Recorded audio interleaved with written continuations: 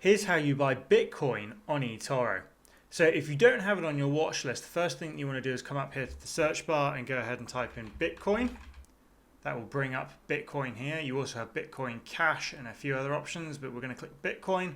That takes you to the Bitcoin page, and then up here on the right you can see the button Trade. Click that, and then that will open up this tab which says how much money would you like to invest. In this example, I'm just going to pop in, say, $50. And we can go ahead and press the buy button. That will execute the trade, but I will just mention as well that you can do a limit order here, which will allow you to set the price that you want Bitcoin to be at before you execute this trade. So in my case, let's say I want it to be $115,000 as opposed to the 117 that it's currently at. I can do this, which will then buy the Bitcoin if it drops to this price. Obviously, if it does not drop to this price, then I won't be able to do that. If I do want to buy it at market, then I can just change this back to market order.